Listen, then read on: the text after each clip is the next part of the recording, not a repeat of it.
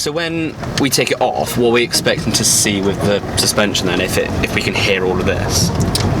So what we'll do is that when we get it back up on the stands, up on the axle stands, I've got some pry bars, and we're going to give everything a really good wriggle and a shake and a knock and a twist, and then we're going to watch and hold on to the bore joints and all the bushes and see which one moves the most, and which one ever moves the most is the one that's mostly worn out.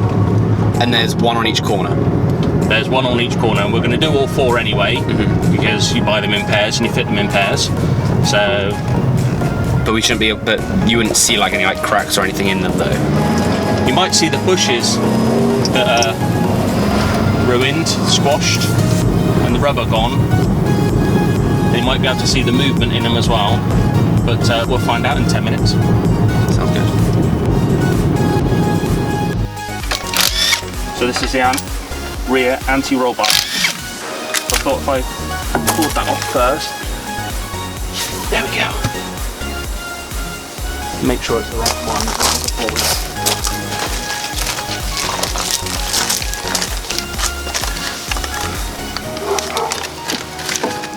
Yeah.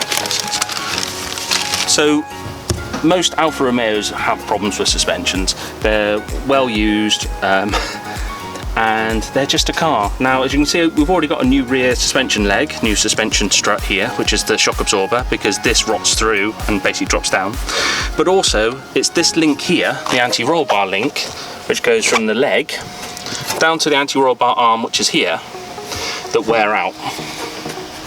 Shouldn't really have much movement in there. And if I get a pry bar, you'll probably see that there's a little bit of movement in them, and it's probably that movement, he says. Trying to get a leverage point on there. Let's see if we can get behind it there. Look, it's that movement. Oh, there we go. I can feel it knocking. I don't know where that comes out anywhere else. That movement that actually makes the knocking noise inside the car.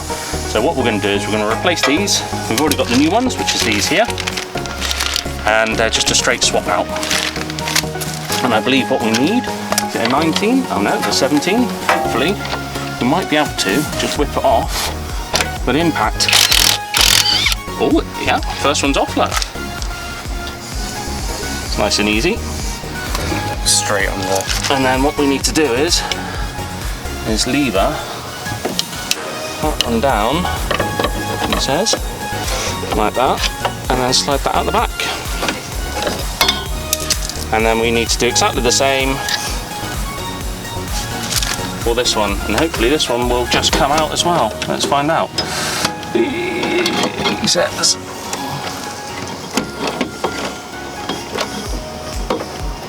Oh, this one's a little bit rusty. I'm not imagining we're going to get much luck with this, but no. So it's spinning. Okay. These are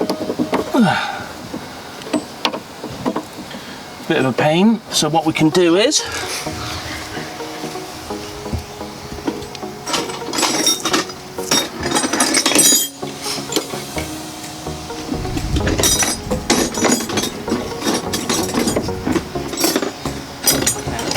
the mold grip's gone.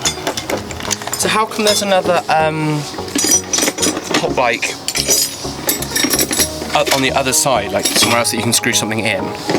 Is that just because it's factory made? This bit here. So because there's one there and one there, is it just so you can choose which side you put it on? No, so it'll always go to this side, but this suspension leg can be used either near side or off side. Yeah. So yeah, that's that bit. So then it would just spin, and then we'd use that on because it's closer. Yeah, pretty much. Cool. Where's my mold grips? So what have you put on? So, to stop the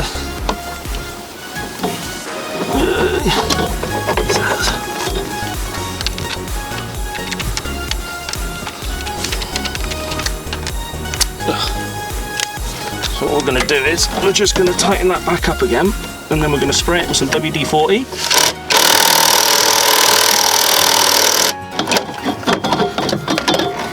And then hopefully it will whip off. Why tighten it up if we're undoing it? Because then I know Is that because we already know that it's got that much wiggle room already? It's the thread that I want access to, and I want the thread basically to lead into the nut. And I know if I screw it on a little bit,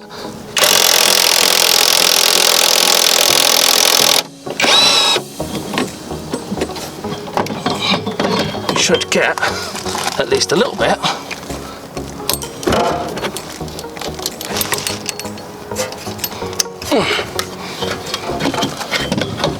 With WD-40 on the thread we want to spin off, he says. Oh. There's not a lot of room under there, is there?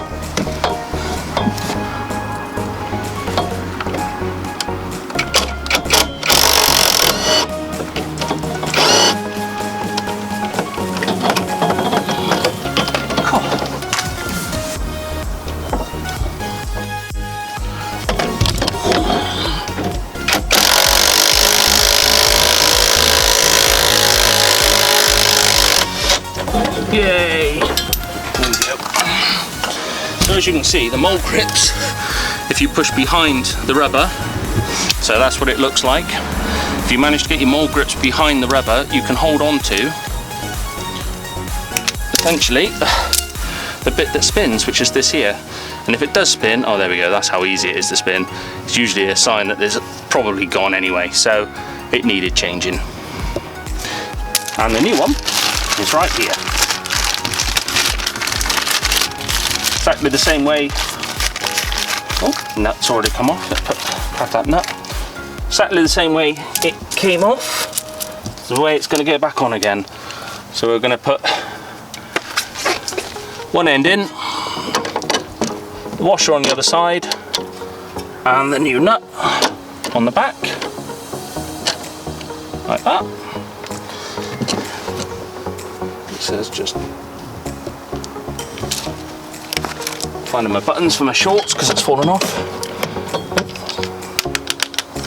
The one back off, and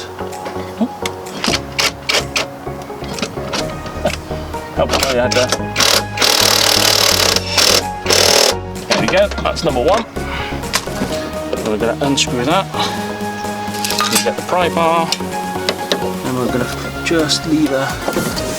So with the pry bar, we're pushing this down, are we? We're pushing the anti-roll bar, which is this thing here, and make sure we get on the right side of that, that brake line actually.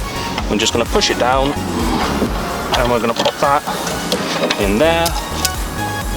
We're going to put the washer on with the new nut, and we're going to whip it up.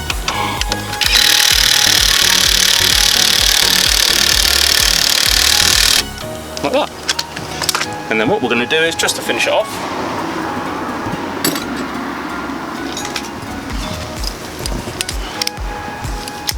is we're just going to get